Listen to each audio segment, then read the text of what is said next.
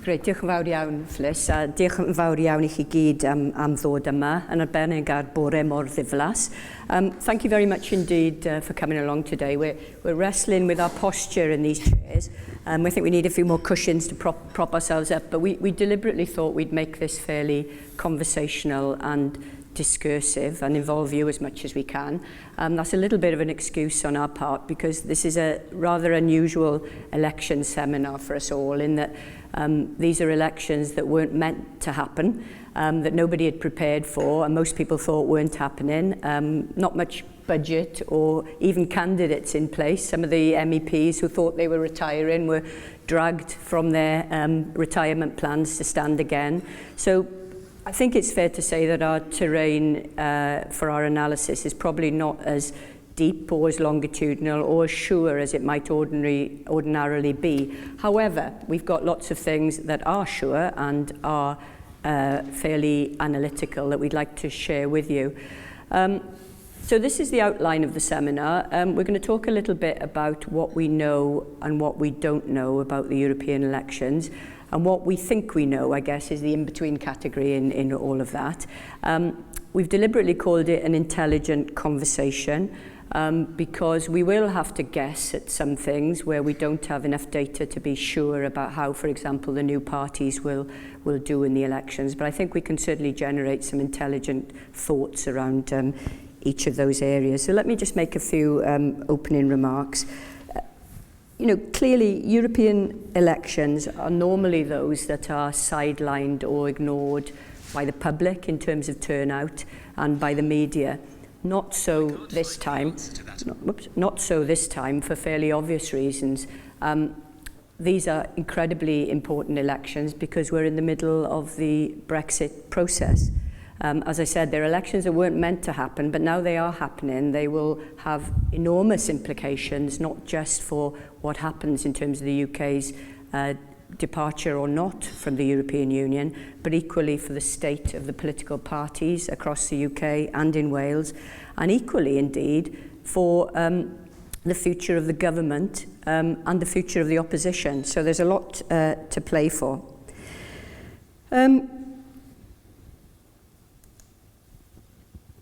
There are elections that are now almost certainly going to happen. We say almost certainly because we heard the David Lidington announcement yesterday. Basically what Lidington seemed to be saying was that the ticking clock has run out of time to get an agreement which doesn't exist through the Commons with the support it needs, which doesn't exist. So I think we can all safely say that the elections will be happening in 2.5 weeks' time. We're interested to know your thoughts, which is where the Q&A will come in at the end. We want to know where you're thinking around these particular elections, which of course are very different to anything that we've talked about before. So let's just set the context for it before we go into some of the data and polling detail that Roger and Jack will pick up on. First of all, the UK is now taking part in elections which are European Union-wide. I think it's fair to say that the rest of the EU 28 probably consider these to be fairly perverse elections for us to be happening, have happening. It is odd, isn't it, that a country which has expressed its desire to leave an institution to then be holding elections to elect members to a parliament, which will be holding a series of very important votes over the ensuing months around its president and so on. But as long as we're not out, we're in, of course, and that's why these elections have to happen in the timing that they do. Those who felt Brexit should have happened sooner have called them humiliating, but of course the condition of the extension to Article 50 until the night of Halloween meant that the elections were necessary. There are 751 MEPs elected across the 28 countries. I don't propose to go into too much detail about allocations other than the seats within the UK, which we'll come to. But you might be interested to know that the apportionment of seats in the European Parliament are allocated per member state based on a principle of degressive proportionality. Now, all that means really is that the size of the member state is taken into account when seats are allocated, but smaller states elect more MEPs than is proportional to their populations. And the numbers vary because there's no precise formula for apportionment of seats amongst member states, and each treaty negotiations revisits this. So effectively, the configurations can change in terms of how many seats are allocated to each member state. But the changes to the configurations have to happen with unanimous consent of the EU 28 as well. Okay, so they're the 9th set of elections, which have been held every 5 years since 1979. Of course, before that, they weren't direct elections to the European Parliament. I'm going to pick up on the first of the general features that we're identifying as significant ones across the EU, and then I'll hand over to my colleagues. That first one being low and declining turnouts, which is, of course, a very pertinent issue for the elections in the UK this time around. What's fascinating about turnout and how we draw conclusions for what might happen in a few weeks' time is that this time, these elections are about Europe. Although having said that, they're about Europe from a domestic perspective. They're about Brexit, which isn't quite the same as saying they're about Europe. I think when people have criticised low turnout, lack of engagement in European elections, they've talked about the fact it's been very difficult to have pan-European discussions that are relevant to the future of the EU. So whilst in the public's mind, these elections are very, very firmly about Europe, they're about the domestic implications of Europe, that is Brexit, which is a slightly more nuanced point. In terms of turnout, I think you won't be surprised to know that generally speaking, turnout in European parliamentary elections has been lower than in national elections, both in the UK and indeed in the other member states. Last time around in 2014, the UK turnout was 35%. That was fairly steady from 2009, slightly lower than the EU average, which is around 40%, and that was pretty unmoved from the previous elections. But obviously, in virtually every case, lower than in national domestic elections. And there are a number of implications for that, which we'll come back to at the end, which relate to the capability of smaller populist parties to do well when turnout is low. Areas around whether an election that wasn't planned, such as this one, with a very short campaign, and not many parties engaging with a campaign in all reality, will actually boost turnout in any degree, or get out the vote of each party that needs to get their percentage out to get candidates elected. So there's a big question mark over turnout, and we'll return to that at the end of our presentation. Diolch, Laura.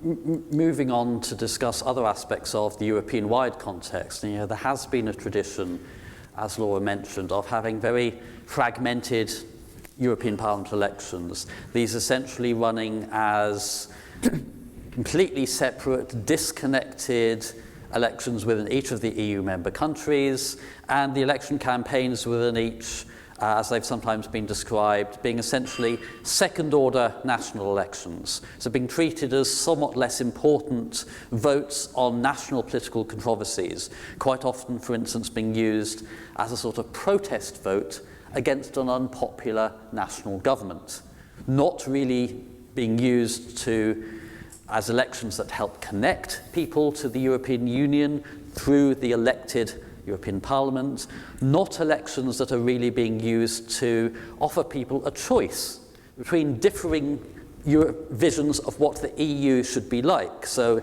more or less taxation, more or less regulation, more or less European-wide environmental protection, and so on and so forth. That might be what some people ideally would think that European-wide elections should be like, but they haven't tended to be like that. Now, as a measure to try to combat the very fragmented nationally based campaigns, in 2014, a process was introduced, known generally by the German name Spitzenkandidaten, leading candidates. And here was the idea was that the major cross-national party groups, ideologically based party groups in the European Parliament, would each put forward a Spitzenkandidat, a lead candidate in the European Parliament elections. And then whichever group ended up coming first in the elections, whichever cross-national ideological group essentially won the elections, that their nominated candidate would then become the president of the European Commission. Now, to some extent, the introduction of this Spitzenkandidaten process was usurping some of the powers of national governments. According to the treaties, it's up to national governments in the European Council to put forward the next European Commission president, and it is for the European Parliament to endorse or not endorse that nomination. But the leading groups in the European Parliament in 2014 made clear that they would not endorse anybody who was not the chosen lead candidate of the group that came first in the European Parliament elections. So there's a potential there for a sort of game of chicken between the national governments and the European Parliament, but what happened was that the main centre-right grouping, known as the European People's Party, their lead candidate was Jean-Claude Juncker, and national governments did indeed nominate Juncker as the Commission President, and he was then endorsed by the European Parliament. So this process is continuing again this year. A number of the major groups have nominated Spitzenkandidaten. The two gentlemen whose pictures are on the screen there are frankly the only ones who have any realistic hope of becoming the candidate of the most successful group. So Manfred Weber from the European People's Party and Frans Timmermans from the main moderate socialist group, the Party of European Socialists. Those have long been the two leading groups in the European Parliament. Those are their Spitzenkandidaten for this year. But this process has been only to a limited extent successful in giving a genuine pan-European meaning to these elections. And I think particularly in the case of the UK, it seems very unlikely that these elections are going to be dominated by Spitzenkandidaten choice. Instead, they're going to be focused much more heavily on Brexit and domestic politics related to that. Okay. A final thing, which we'll get back to in a few minutes, but has been a general feature of the European context in European elections, has been over these 9 sets of elections, we've seen certainly in the last 3 or 4, steadily growing support and steadily growing success in these elections for Eurosceptic and populist parties. So traditionally the European Parliament has been dominated by the main centre-right grouping, the European People's Party, the main centre-left grouping, Party of European Socialists, with a few other reasonably significant groups. Normally a group further on the European left, a group of European liberal parties and related voices, and then a group of environmentalist and regionalist parties. Those have been the parties that have dominated the European Parliament historically. But gradually over the last few parliaments, there's been a greater and greater chunk of MEPs who have been elected from explicitly Eurosceptic or indeed anti-European political parties. And one of the sort of crowning ironies of European Parliament elections is the way in which they have, not only in the UK but in a number of other countries as well, come to be a means of the EU effectively funding and giving a platform for parties that are campaigning to undermine the European Union. We've seen that with UKIP, we've seen that with parties in a number of other EU member countries as well, and that trend is likely to be extended even further this year. Okay.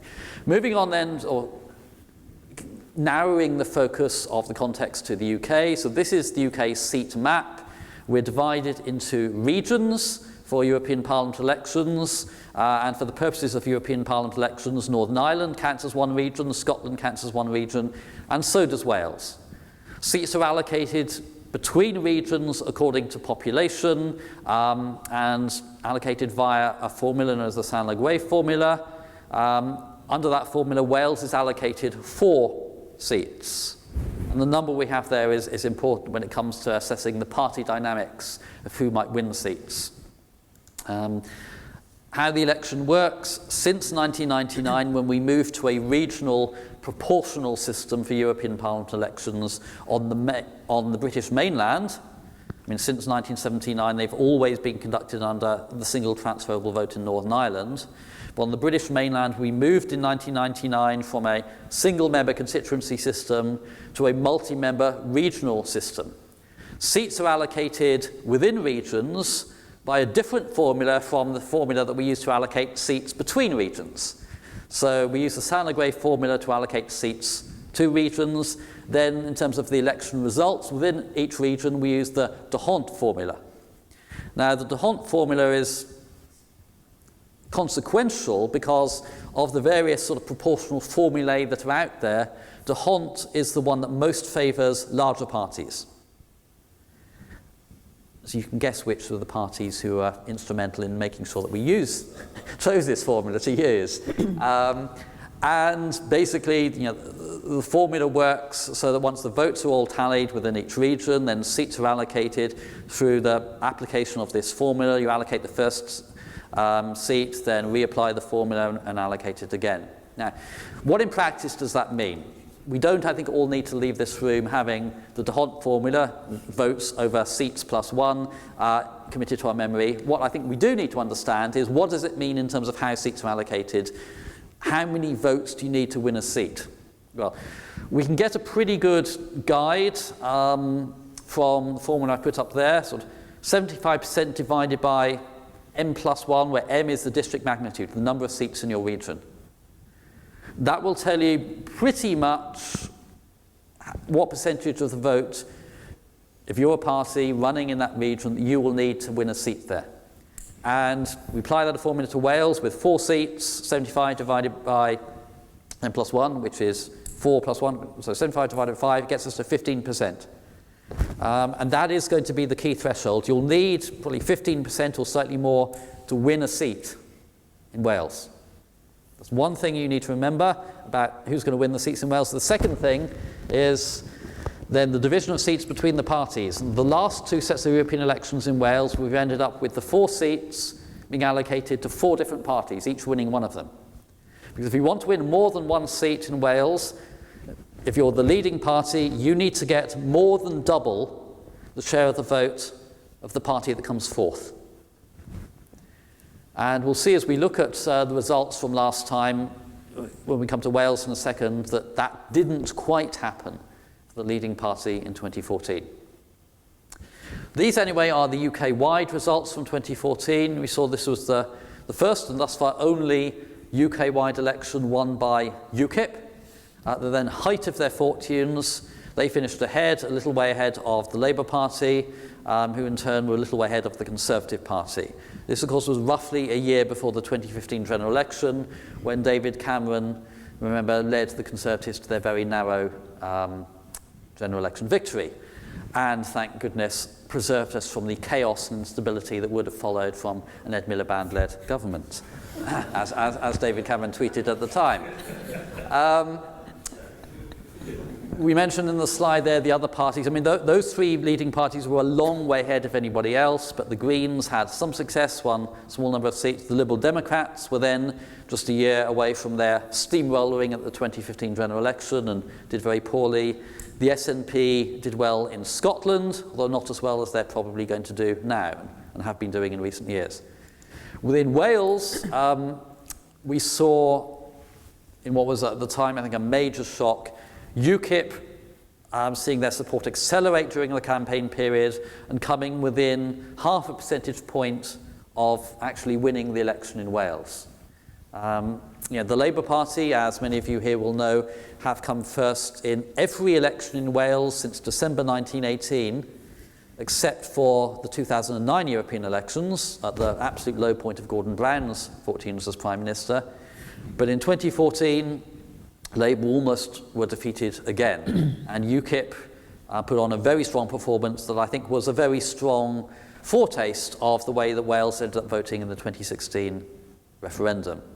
We see there also that the Conservatives, in a decent third place, picked up a seat, and Plaid Cymru, just clearing that 15% threshold, just about had enough votes to get that 4th and final seat, ahead of the party coming first, maybe picking up a 2nd seat.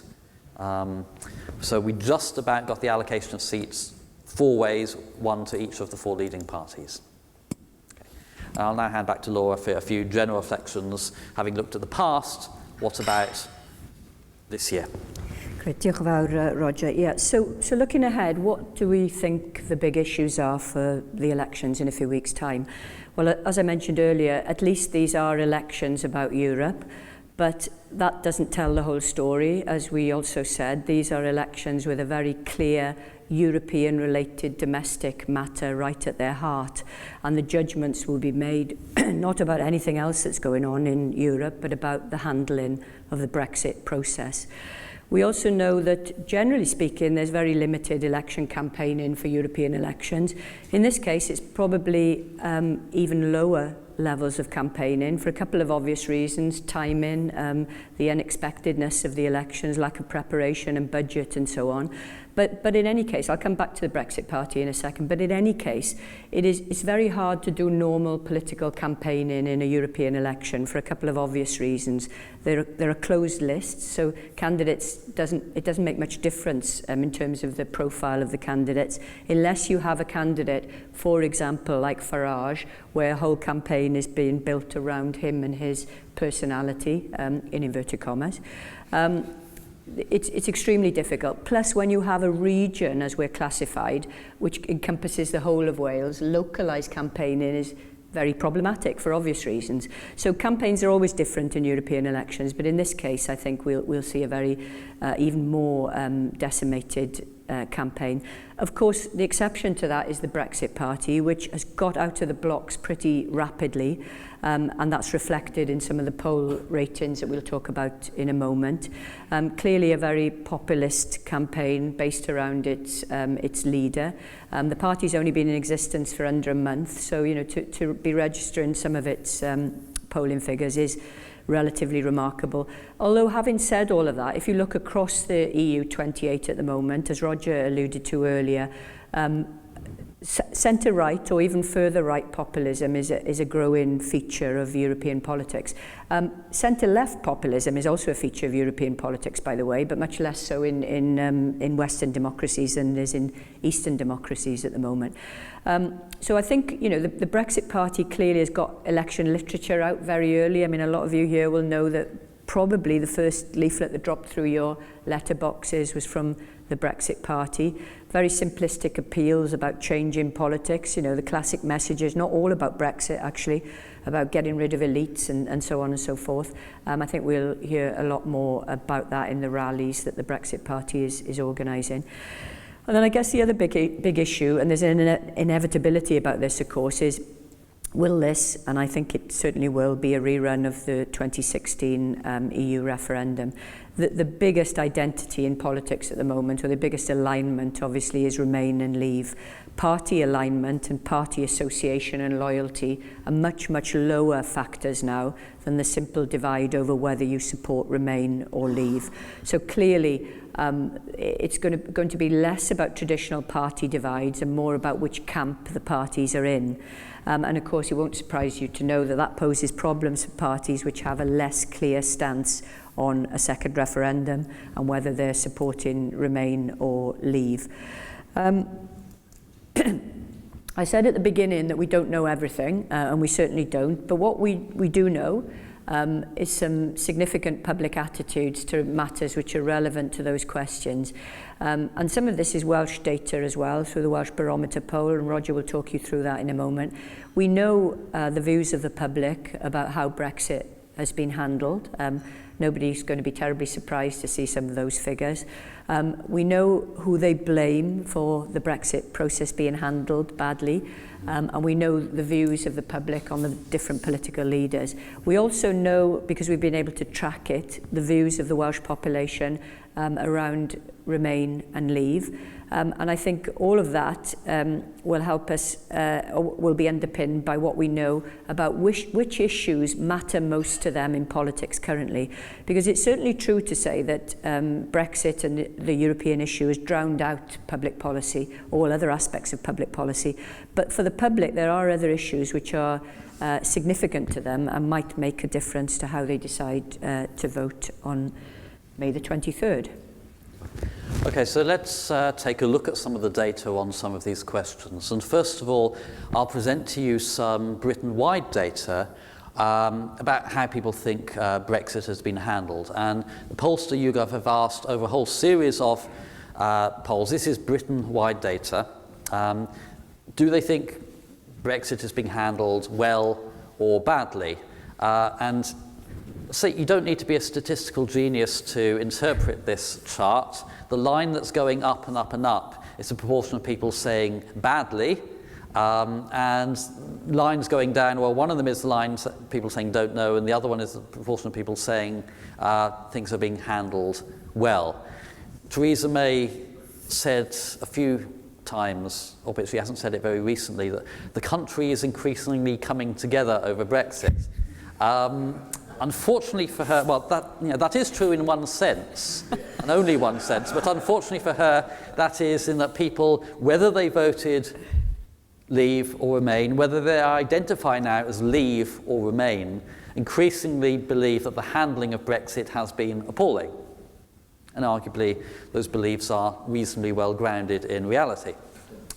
What other data can we have a look at? Well, an interesting question, I think, is then, if Brexit has been going badly, who do they blame? Are they putting the blame on Brussels, on major EU governments? They are trying to make life difficult for Britain. Or do they see the blame as being primarily on our own political class? And if so, whom amongst that political class? We asked in the most recent Welsh Political Barometer poll, who do you blame for the way Brexit has been going?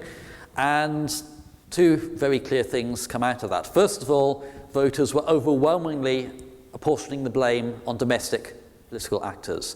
The third, the very small bar on this bar chart, for those of you who can't quite see it at the back, is people saying the main blame is on the EU and the major the major governments of EU countries.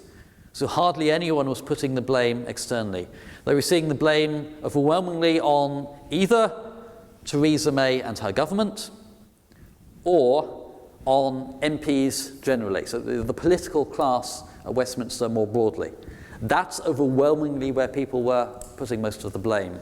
And that, I think, provides a lot of the potential for a very substantial sort of political tsunami, a substantial protest vote against the people who have in some way or another let us down.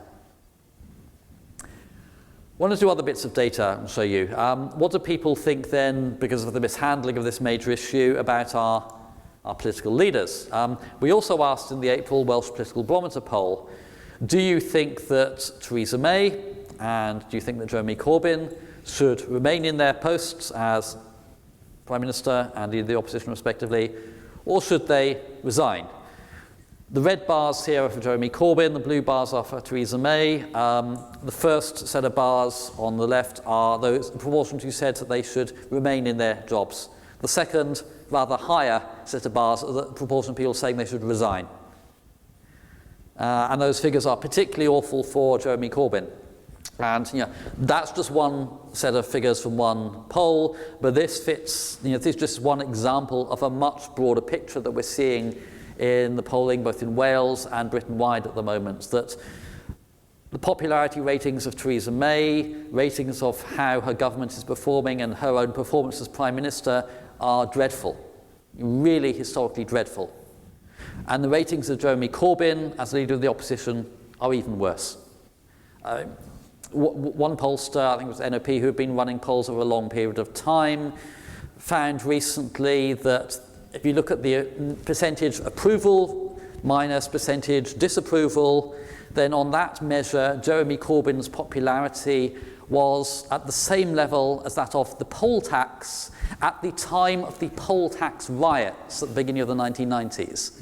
So that's how well Jeremy Corbyn has been doing in recent times in the eyes of the public. He's as popular as the poll tax at the time of the poll tax riots. That is overall not a net positive for his party, I think we could say. We've tracked in the Welsh Political Barometer polls consistently since June 2016 people's views on the basic issue of Remain versus Leave. So we've asked a consistent question, which is very similar to the question that was asked in the June 2016 referendum. Do you favour Remain or do you favour Leave? Here in this chart, the blue line is percentage saying Remain, red line is percentage saying Leave, the line at the bottom is percentage saying don't know or just wouldn't vote in another referendum. Two things are very clear here. First of all, there hasn't been much change. Overall, opinion is in a pretty similar place now to what it was 3 years ago. The second thing is there has been, though, of the change that there's been a modest overall shift towards Remain. And that is consistent with the picture, again, that we're seeing in Britain-wide polling as well. A small net shift towards Remain, such as the best evidence we have at the moment is that if we were to have another referendum today or tomorrow, there would be a narrow vote in favour of Remain. But the main picture, I think, is that not much has changed. And that aggregate picture reflects substantial individual level stability. Most people who voted Leave 3 years ago are still Leave. Most people who voted Remain 3 years ago are still Remain. And the strength of feeling around those opinions has, if anything, grown in the last 3 years. And as Laura was mentioning just now, detailed work, particularly on Britain-wide data, has shown that these days, I mean, we used to think about British party politics in terms of party identification. Do you have a deep sense of being Labour or being Conservative or Liberal or whatever it was? These days, party identification is much, much lower than it was a few decades ago, and indeed has been declining just in the last few years. A much stronger identity with far more people in the electorate these days is, are you Remain or are you Leave? That is the dominant identity shaping politics in the UK today. I'd now like to turn over, though, for a detailed examination of issues and some other data to Jack, who's been doing some really interesting analysis of this. Thank you. Okay, so what are the issues that the British public, because this question is only asked in Britain, think are important at the moment? So to find out, we use Ipsos Mori's issue index. I'm sure some of you might have heard of this, but basically Ipsos Mori are a market research company, and for over 30 years they've asked respondents in their surveys the same question. What do you see as the most important issue facing Britain today? People can give, it's an open-ended answer, so people can say whatever they want, and Ipsos Mori takes down the 3 biggest issues that respondents think facing Britain today. Why this is useful is that this time series allows us to compare periods now from periods in the past. So if we look at, for example, what people thought was the most important issue at the previous European elections in the UK, I'm not sure if you can all see, but at the very top there, it's the economy. It's around 35% of people said the economy is the most important issue, closely followed by immigration. And then other issues such as unemployment and the NHS follow on. If we now look at the most recent issues index, it looks something like this. So a few very obvious things to notice here is that around 71% of respondents now say that the most important issue facing Britain is, they use some combination of the words of Brexit, the European Union, or Europe more generally. Now, 71% of people all saying one thing is a kind of a historic anomaly in Ipsos Mori's issue index. The last time that such a large group of people said that one single issue was the most important thing facing Britain was in 2010, when 72% of people said the economy was the most important issue. Another really key thing to notice is how far down the economy and immigration have dropped. So I don't know, is this laser pointer's working? No, it isn't. Okay, but it's around 15 and 12% of people. So for immigration, this is the lowest. This is like the lowest level that immigration has been at as an important issue since 2002. So a really long time. And if you look at this trend since the referendum, the proportion of people saying that immigration is the most important issue has been steadily falling since the referendum. The other thing to notice is the economy is at its lowest point since 2003, so again another historic trend. When in 2003 it was another turbulent time in politics where people thought the Iraq War was the most important issue facing Britain. Now you could of course say that when people talk about Europe and the EU and Brexit, they may actually really be talking about immigration and the economy. But what's important here to note is that now, even if that is the case, they are talking about it using the language of Europe, the EU. And this is important going into these elections because, as Laura's mentioned, it's very rare in the UK to have a European parliamentary election where people are thinking about Europe in any way. Yes. So next, moving on to some of the things that we kind of know going into these elections. Now please consider everything that follows heavily caveated. These, as again Laura and Roger have pointed out, these elections are pretty unique in terms of UK political history. But we have at least some clues about the party's prospects, both in Wales and the UK, and I think Roger's going to run you through some of the European-wide contexts. So, voting since the last European parliamentary election. So, what we can say is that this period in UK political history has been characterised by volatility. And what do we mean by that? So, basically, that the bonds that tie individuals and groups of people to certain parties are at their weakest point since we've basically been able to measure it.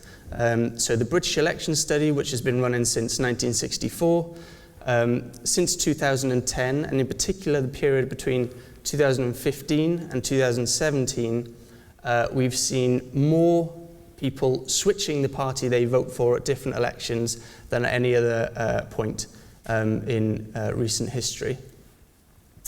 So some research I've been doing, it's actually part of my PhD, is to link this British election study with the Welsh election study, which is run out of the Welsh Governance Centre, so we've got to give that a push. And what this allows us to do is follow the same individuals over lots of elections and see how they switch their votes. So basically, who is changing the parties they vote for, and what might this mean for the for these European elections.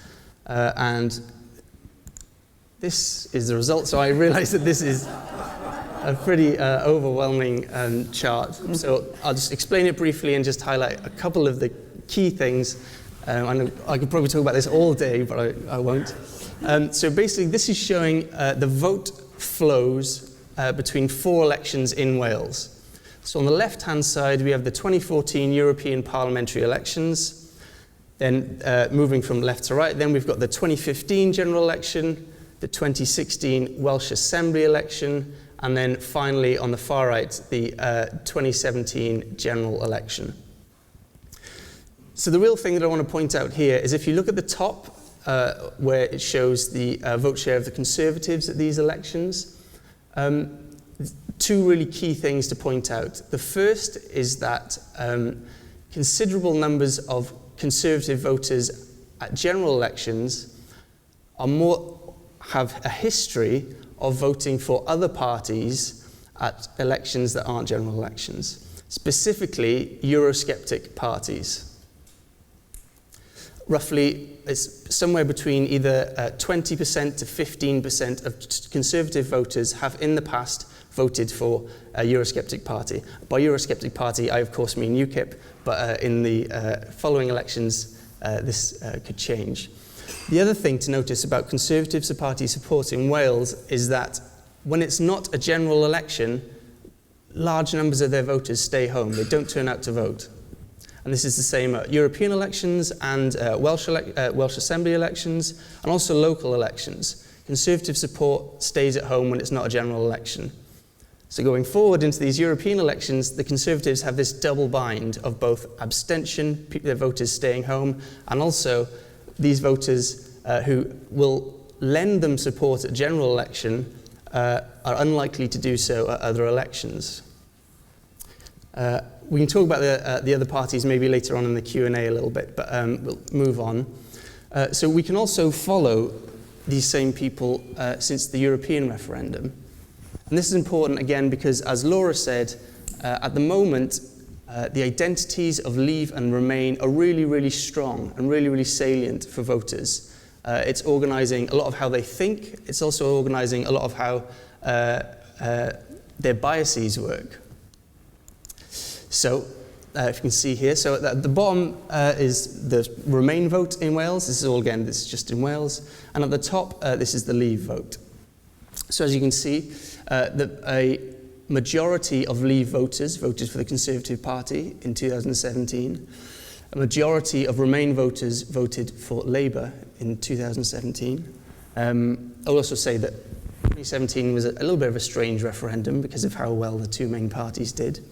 But the other thing to notice is really what I wanted to point out was that Remain support is quite heavily divided between quite a lot of the parties.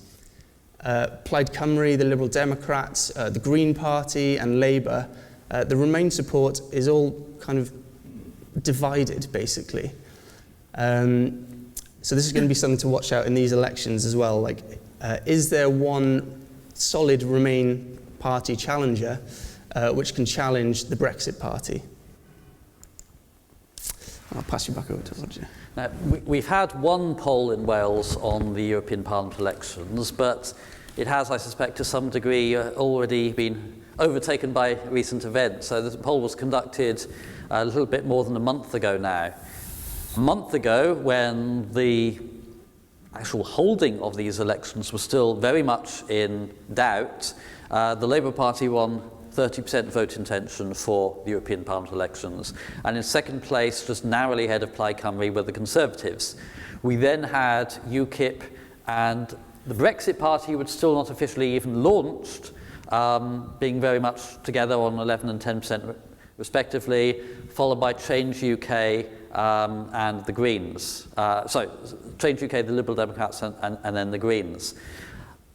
A couple of things to point out here, just on these figures. I think we would expect them to have changed since then, but the figures for UKIP and the Brexit Party together, even before maybe any subsequent surge in support, already gave you more than enough to win a seat in Wales.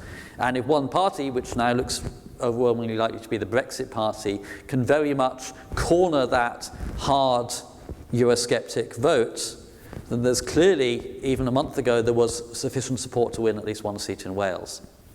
A second thing, though, is to look at the figures for the Liberal Democrats and Change UK and the Greens. I mean, maybe you want to throw Plaid Cymru into the mix there as well, but there's clearly a lot of people were then supporting pro-Remain parties, but that support, as Jack was saying, is fragmented. And so if you just put, for instance, the figures for Change UK and the Liberal Democrats together, you're getting very close to the percentage you need to win a seat. But divide that support, and they both miss out. And that could well be one of the stories in Wales. With only 4 seats to be allocated, with you needing about 15% to win a seat, then you could see parties with very similar positions, certainly on the issue of Britain's relationship to the European Union, dividing much of that Remain vote, and all of them failing to win a seat. I think there's a strong likelihood of us seeing something along those lines in Wales. Now, we have not had a subsequent poll in Wales. There will be another one, though, I'm pleased to be able to say, before the European Parliament elections, and we're due to have the figures published on Monday, the 20th of May, so just the Monday before the Thursday when voting takes place. I would expect those figures will show a significant rise in the Brexit Party's level of support in Wales, because when we look at the Britain-wide polling, and this is just a simple chart of the figures from Britain-wide polls, going right up to this weekend, we've seen the sort of light blue line that's accelerating there into the lead in the most recent polls. That is the Brexit Party. Clearly, in Britain-wide polls, they've been rising in support and rising to substantial levels.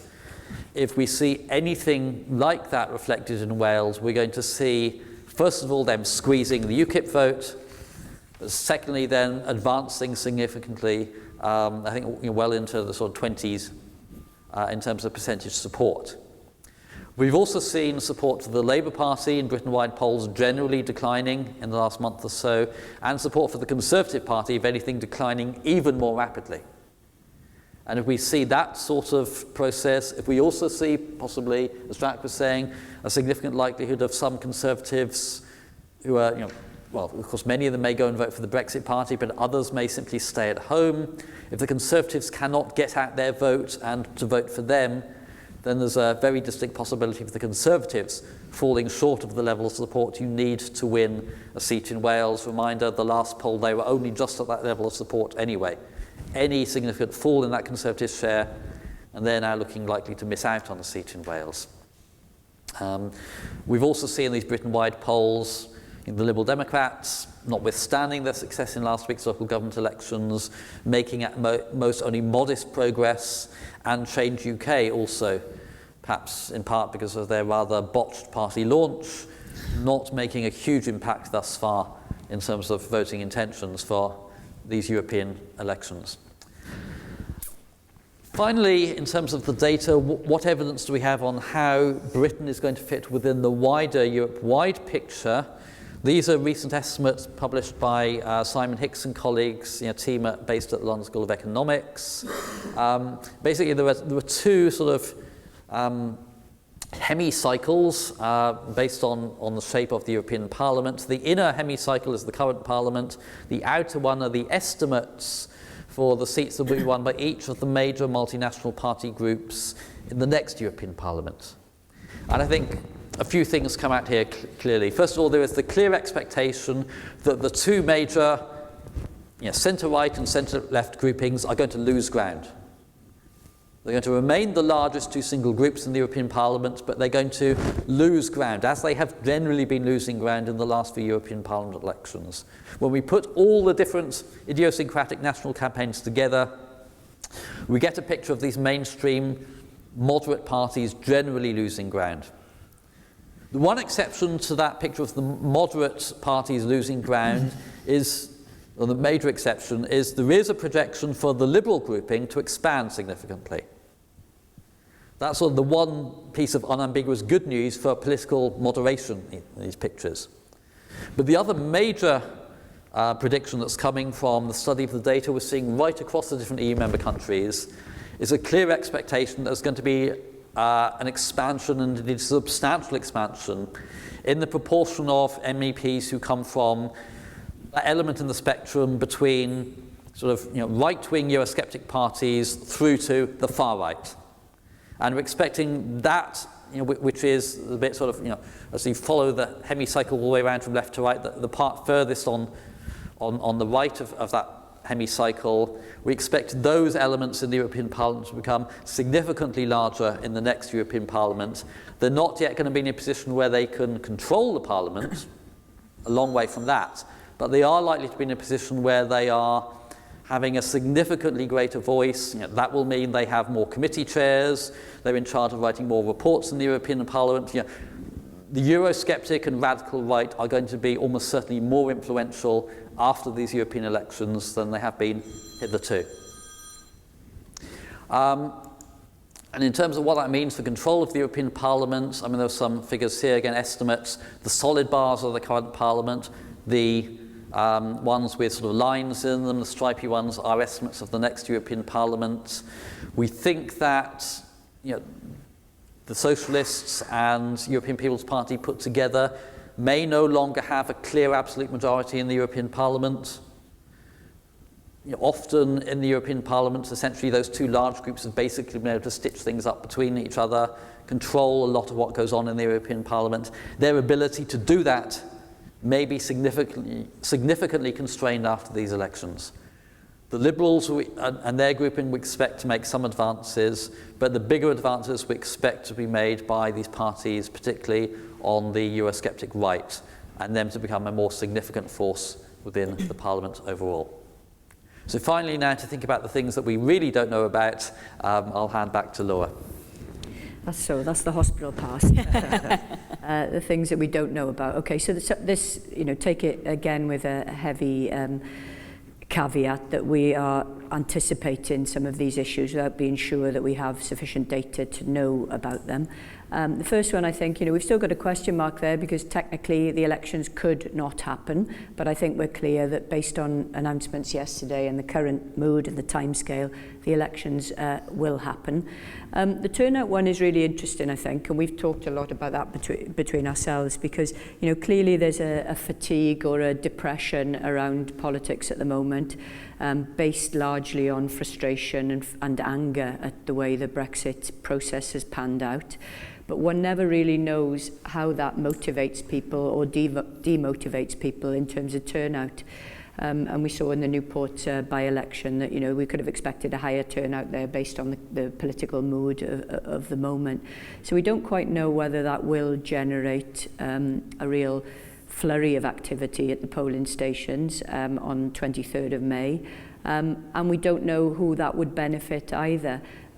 We've had a few clues from the data that Jack and Roger have presented here. We know that the Conservatives probably have most to lose in terms of turnout, in terms of results.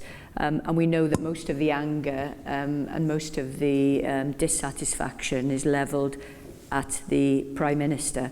But having said that, as you saw from Roger's figures, there's incredible dissatisfaction with the leadership of the main opposition party as well. So, you know, that will have an impact in terms of the actual turnout results. The other thing we don't know, of course, is how the new parties will actually perform. It's hard to see beyond the Brexit party performing well in terms of how it's begun and how it's generating support. Mainly, I think, because in a very polarised election, a very simple message is clearly the one that gets most traction. So where it's more problematic for a party like Change UK is whilst, you know, it's a Remain party and whilst it's arguing for a second referendum, there isn't the same kind of populist message that will reach out to people who are currently feeling as they are about politics. So it's hard to see beyond success for the Brexit party in Wales as much as in the UK. And of course all of that has some impact on the other parties. Jack alluded to the fact that in the past, you know, UKIP's vote has come not just from Conservatives who are Eurosceptics, but from Labour Eurosceptics as well, and frustrated Labour voters. So we don't know whether votes will transfer from traditional Labour voters to the new parties, and whether they will transfer equally to the Brexit party and possibly to the Remain party, or even, of course, to other Remain parties like Plaid Cymru and the Liberal Democrats in Wales. So we can only really guess at some of that at this moment in time. I think just to finish, felly just I gloi, I think, you know, what are the implications from the elections on May the 23rd? Because, you know, this is hugely important. You know, what happens next? Well, will we have an immediate leadership election? Will this really be the end of Theresa May if the results are as appalling as they could be for the Conservatives? I mean, we've been saying that for a long time, haven't we? You know, so it's hard to anticipate whether this will be the final straw or whether she will hang on in there until there are further negotiations. Could we see the collapse of government and another general election? Who knows on that? The other main UK-based parties, if Labour does poorly in these elections, as is anticipated, will this be the end of Labour's sitting on the fence over Brexit? You know, will this really flush out the issue in a much more dramatic way in terms of what message Labour is giving to its voters and its appeal more generally? But, you know, when you think about it, I was listening to the Today programme this morning, which was reporting on the talks that happened yesterday between Labour and the Conservatives. And it's interesting how they're being reported, isn't it? The Conservatives, who of course are desperate to have something to cling on to in the talks, are saying everything went relatively positively. The retort from the Labour Party was there remain huge and fundamental divides. So it's hard to see how those discussions will generate any kind of agreement, not only between the two parties, but an agreement that will win support in in the House of Commons. But there are big issues for Labour, without a shadow of doubt, if it does badly in these elections, on the back of doing much less well in the local elections in England and Northern Ireland last week than it had hoped to do.